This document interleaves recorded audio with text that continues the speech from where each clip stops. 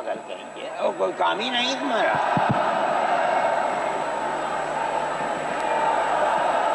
بسم اللہ الرحمن الرحیم۔ الحمد للہ نحمده ونستعینه ونستغفره ونؤمن به ونتوکل علیہ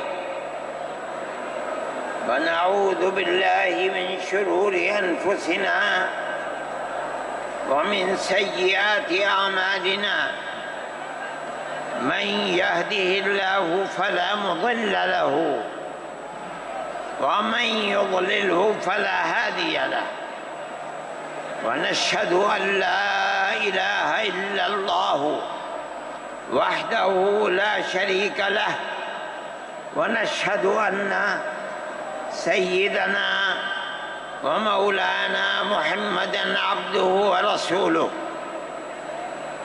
أما بعد۔ مسلم پرسنل لا بورڈ کے صدر محترم نائیڈو صاحب کے نائب صدر اور ہمارے مہدی صاحب، دوسرے حضرات جو یہاں بیٹھے ہوئے ہیں، اور یہ جمع غفیر لاکھوں آدمی جو آئے ہیں جمعیت علماء کی دعوت پر، میں جمعیت علماء کے ان ورکرز اور آئے ہوئے مہمانوں کا دل کی گہرائیوں سے شکریہ ادا کرتا ہوں۔ جن لوگوں نے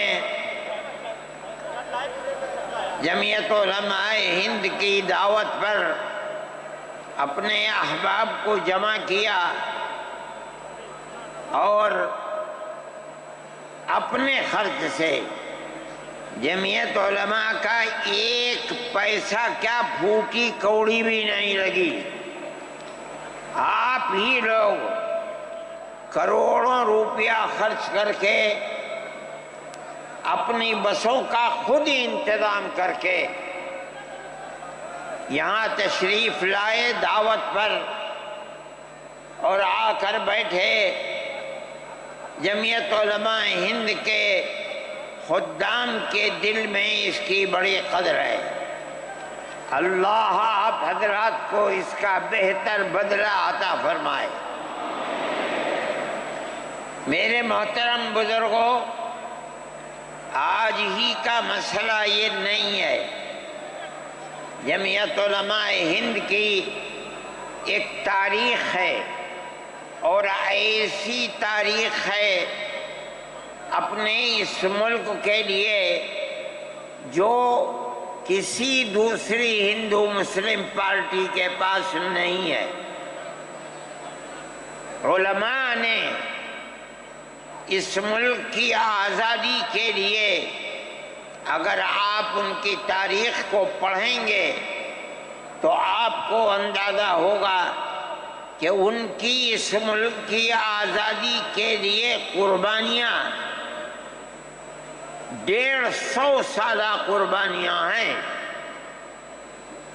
کوئی اس ملک کے اندر ہندو مسلم ایسی پارٹی نہیں ہے جس کی تاریخ ایسی قربانیوں کی تاریخ ہو۔ حضرت شاہ عبدالعزیز صاحب محدث دہلوی نے 1803 میں آواز بلند کی تھی کہ ہمارا ملک غلام ہو گیا، اس غلام ملک کو آزاد کرانا اس ملک میں بسنے والے ہر مسلمان اور ہر شخص کا فرض ہے۔ کوئی مائی کا لال نہیں تھا جو انگریز کی طاقت کے سامنے آزادی ملک کا نعرہ بلند کر سکتا۔ ایک مسلمان عالم دین نے اسی دلی کے اندر اس نعرے کو بلند کیا، اس کی جائیداد قرق کر لی گئی، اس کے مدرسے کو دفن کر دیا گیا، اس کو دلی بدر کر دیا گیا۔ لیکن یہ مسلمان ایسے نہیں تھے جو کسی ملک کے پیسے یا اس کی سطوت اور اس کی طاقت کے سامنے سر جھکا دیتے۔ جو انہوں نے اپنا موقف اختیار کیا تھا پتھر کی چٹان کی طرح، اسی طرح اس موقف کے اوپر کھڑے رہے۔ سب سے پہلا جہاد سن 1932 کے اندر ہوا، ہندوستانی لوگ تو جانتے بھی نہیں، اور اس کے اندر لوگ مر گئے، ختم ہو گئے۔ شاہ عبدالعزیز صاحب کے رشتے کے، ان کے قریب، ان کے اولاد میں شاہ اسماعیل شہید اور رائے بریلی کے شاہ احمد شہید، دونوں کے دونوں ختم ہو گئے، شہید ہو گئے بالا کوٹ کے میدان میں۔ لیکن پیچھے نہیں ہٹے۔ وہ لوگ جو بچ کر آئے تھے سن 1857 میں پھر جہاد کر لیا، اور اس کے اندر صرف اسی دلی کے اندر 33,000 مسلمان شہید کیے گئے، اور لال قلعے سے لے کر جامع مسجد تک درختوں کے اوپر ان کی لاشوں کو لٹکا دیا گیا۔ یہ مسلمان کی تاریخ ہے، علماء کی تاریخ ہے۔ بتائیں کون ہے جس کی زندگی کے اندر یہ تاریخ مل سکتی ہے؟ میں کہتا ہوں، لاکھوں آدمی کے سامنے کہتا ہوں، کوئی مائی کا لال ہے جس نے اس ملک کی اس طرح خدمت کی ہو جس طرح مسلمان علماء نے خدمت کی ہے؟ میرے بھائی، جمعیت علماء انہی مجاہدین کی بنائی ہوئی جماعت ہے۔ ہم تو ان کے جوتے سیدھے کرنے والے ہیں۔ ہمارا کیا کام ہے؟ ایک ہی کام ہے کہ انہوں نے جو جمعیت کی بنیاد کے اندر ہندو مسلم اتحاد اور ملک کے ہر بسنے والے کو ایک پیغام دیا تھا پیار و محبت کا، ہم اسی پیغام کو لیے بیٹھے ہوئے ہیں۔ ہمارا کام صرف اتنا ہے۔ دنیا توڑنا چاہتی ہے، حکومتیں برباد کرنا چاہتی ہیں، فرقہ پرست ذہنیت آگ لگانا چاہتی ہے، یہ نعرہ دینا چاہتی ہے کہ ہندو الگ، سکھ الگ، مسلمان الگ۔ ہم کہتے ہیں نہیں، ہندو مسلم سکھ عیسائی بھائی بھائی۔ یہ ہمارا پیغام نہیں ہے، ان بزرگوں کا پیغام ہے جنہوں نے پھانسیوں کے تختوں کو چوما، اپنے اس ملک کے لیے چوما ہے، اس کی آزادی کے لیے چوما ہے۔ اس ملک کے اندر یگانگت اتحاد جس کو آج آگ لگایا جا رہا ہے، ہمارے بزرگوں نے اسی اتحاد کے لیے اپنی قیمتی جانوں کو قربان کیا ہے، اور ان کا مقصد یہ تھا کہ ملک آزاد ہو جائے۔ حکومت ایسی بننی چاہیے جو حکومت سیکولر حکومت ہو، کسی کا حق نہ جائے۔ کانگریس اس لیے نہیں بنی تھی، یہ 1803 کی آواز ہے کہ ملک غلام ہو گیا، جہاد کرنا فرض ہے۔ کانگریس کا تو وجود بھی نہیں تھا۔ کانگریس تو 28 دسمبر 1985 کو بنی ہے، اور اس کا پہلا اجلاس بمبئی کے اندر ہوا ہے۔ آپ لوگ سمجھیں اس کو، کانگریس ملک کو آزاد کرانے کے لیے نہیں بنی تھی۔ کانگریس کی تجویز موجود ہے، وہ کہتے ہیں کہ ہندو مسلم ملک کے بسنے والوں کی اس جنگ و جدال سے دو جہاد سن 32 کا 1857 کا اس جہاد کے نتیجے میں جو برطانیہ کی حکومت اور ہندوستان کی حکومت میں دوری پیدا ہو گئی ہے، کانگریس کا مقصد تھا کہ اس دوری کو ختم کر دیا جائے، ملک کو اپنے گردن سے زنجیر غلامی کی نکال کر توڑ دیا جائے۔ کانگریس کا مقصد نہیں تھا۔ میں آپ سے کہتا ہوں یہ بات ہے اور کانگریس کی تجویز میں موجود ہے، کوئی اس کی تردید نہیں کر سکتا۔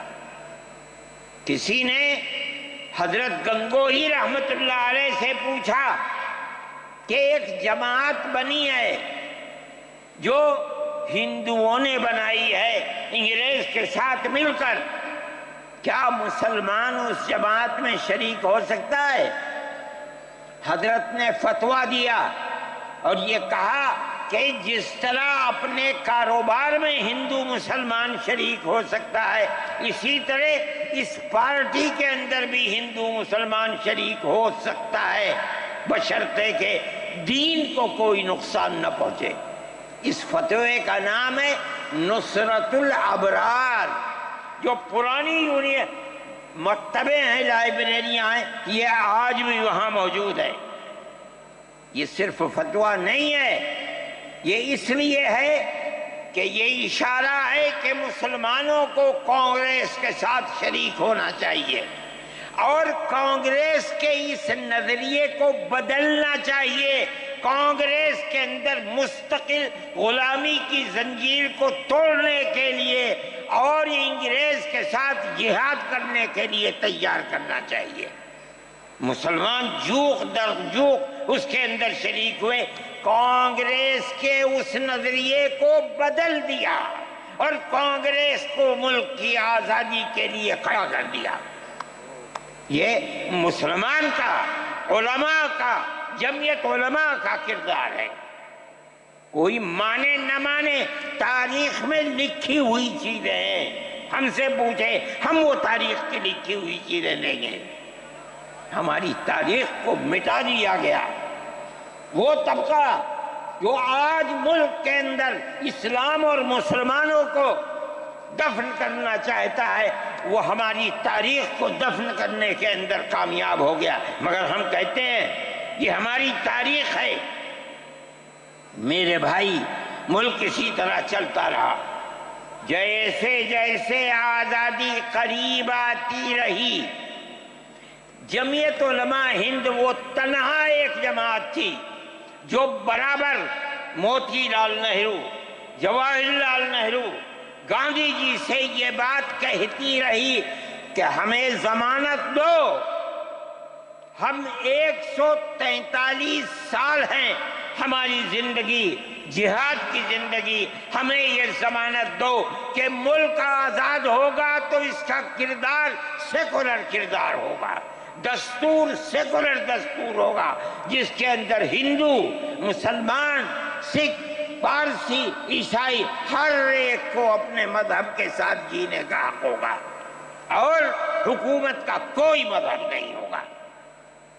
ہمارے پاس تجویزیں موجود ہیں، برابر ہمیں مفتی کفایت اللہ صاحب جو جمعیت علماء کے اس وقت صدر تھے، نام لے کر ان کے پاس موتی لال نہرو، گاندھی جی، یہ لوگ اپنی ورکنگ کمیٹیوں کی تجاویز بھیجتے ہیں، مفتی صاحب کرم فرما، مفتی صاحب یہ ہے کہ ہمارا ملک جب آزاد ہوگا ہم گارنٹی دیتے ہیں کہ ملک سیکولر ملک ہوگا۔ اس کا کیا مطلب ہے؟ ہمارا کردار، ہمارا مذہب، ہمارا وقت، ہر چیز آزاد رہے گا، مسلمان جس طرح چاہے گا اپنی زندگی گزارے گا، اپنے مذہب کو سینے سے لگا کر زندگی گزارے گا۔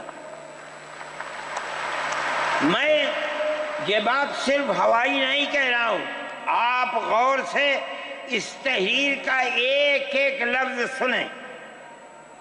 ہری پور ضلع سورت کا اجلاس عام جو 19، 20، 21 فروری 1938 میں 47 میں ملک آزاد ہوا، یہ اجلاس 1938 میں، اس سے بھی 9 سال پہلے، یعنی آج کے مقابلے میں 80 سال پہلے یہ اجلاس ہوا تھا۔ اس کے اندر تجویز دیکھیے آپ، ورکنگ کمیٹی نے 1937 میں اپنی کلکتے کی میٹنگ میں اقلیتوں کے حقوق پر جو تجویز پاس کی تھی اسے یہ کانگریس منظور کرتی ہے، اس وقت کی بات ہے، اور نئے سرے سے اعلان کرتی ہے کہ ہندوستان کی اقلیتوں کے تمدنی، مذہبی اور لسانی حقوق کی حفاظت کرنا کانگریس کا پہلا فرض اور بنیادی پالیسی ہے، تاکہ حکومت کی کسی بھی ایسی اسکیم میں جس میں کانگریس شریک ہو، اقلیتوں کو ترقی اور نشو و نما کا زیادہ سے زیادہ موقع مل سکے۔ آپ الفاظ پر غور کیجئے، اور وہ قوم کی سیاسی، اقتصادی اور کلچرل زندگی میں پورا حصہ لے سکے۔ اس کے بعد اس بنیاد پر مسلمانوں کو مطمئن رہنا چاہیے کہ آزاد ہندوستان کی حکومت میں ان کا مذہب، مذہبی فرائض، اذان، نماز، جمعہ، عید، روزہ، حج، زکوٰۃ، مذہبی تبلیغ، مساجد، مقابر، قربانی، مذہبی جلوس، مذہبی جلسے وغیرہ جملہ مذہبی رسوم اور مذہبی ادارے محفوظ ہوں گے، اور اسی طرح ان کی تہذیب و تمدن، ان کے تعلیمی ادارے، خانقاہیں، امام باڑے، عیدگاہیں، تکیے، کربلائیں، آثار قدیمہ، اوقاف وغیرہ سب محفوظ ہوں گے، اور اسی طرح ان کی زبان، ان کی شاعری، رسم الخط وغیرہ سب کے سب آزاد اور محفوظ ہوں گے، کسی پر کوئی رکاوٹ اور قید نہ ہوگی۔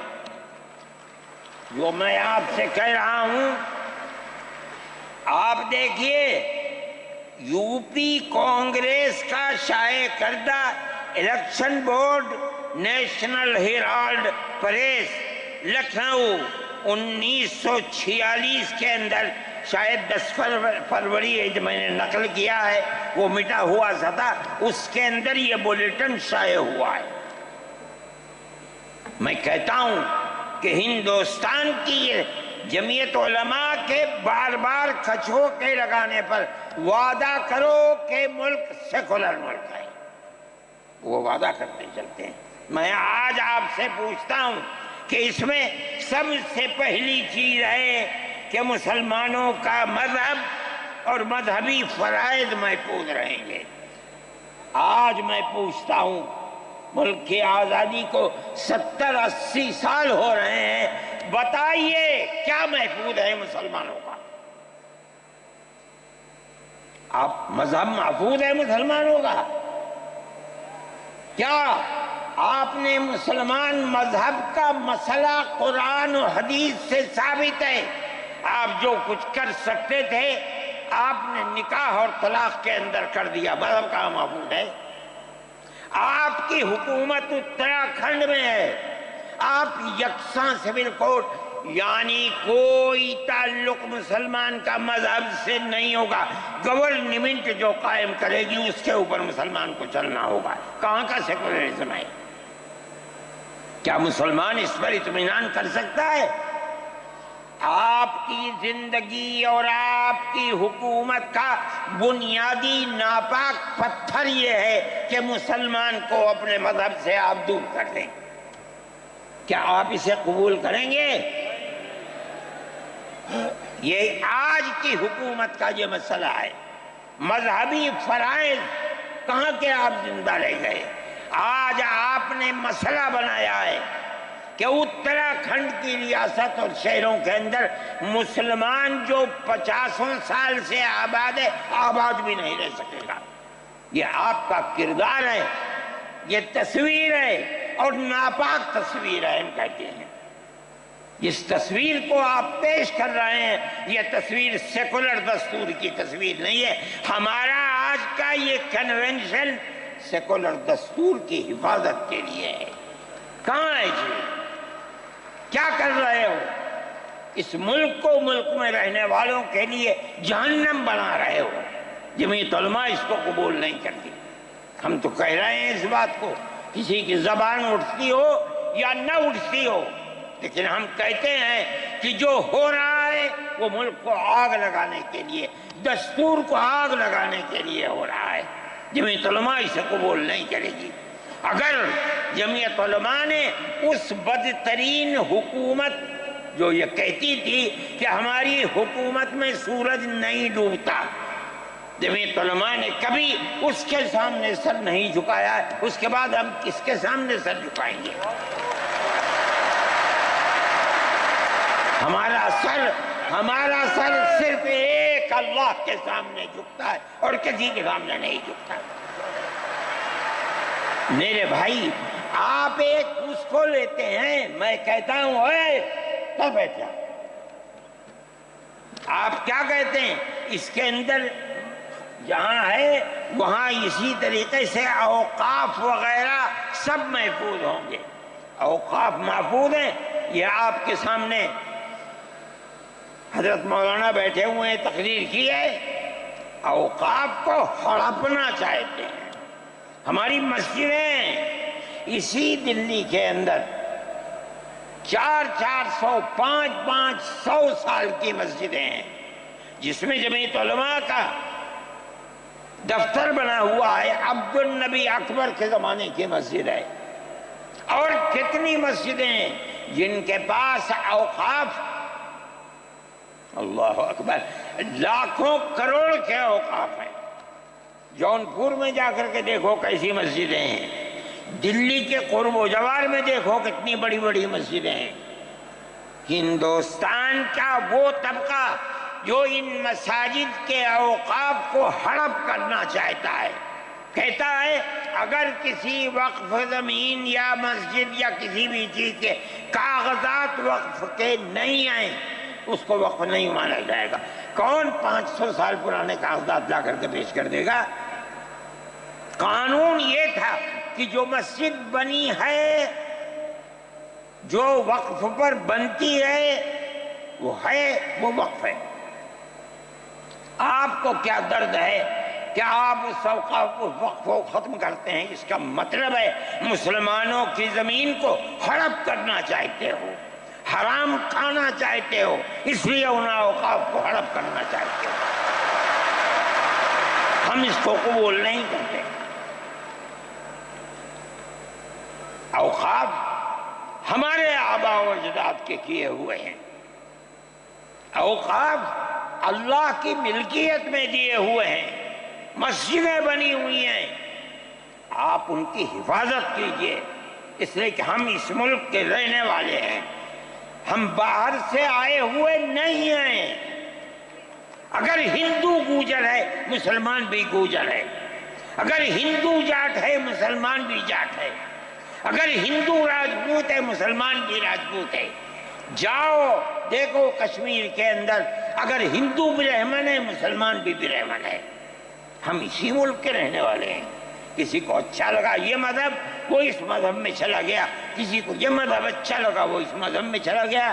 کیا مذہب کی بنیاد پر اس ملک کے اندر آپ ہمیں جینے کا حق نہیں دیں گے؟ ہم اپنے جینے کا حق کو لیں گے۔ آپ نے جس سیاست کو اختیار کیا، آپ 2 الیکشن پہلے دیکھیے کس قوت کے ساتھ بی جے پی آئی تھی۔ آپ نے جس پالیسی کو اختیار کیا، سیکولرزم کو آگ لگانی چاہیے، اس کا نتیجہ اس الیکشن میں کیا ہوا؟ بی جے پی ہار گئی۔ میں کہتا ہوں کہ اگر چندرا بابو نائیڈو کی بیساکھی نہ ہوتی، اور ادھر نتیش کمار کی بیساکھی نہ ہوتی تو بی جے پی گورنمنٹ نہیں بنا سکتی تھی۔ کیوں ہوا؟ وہ جو 14 سال پہلے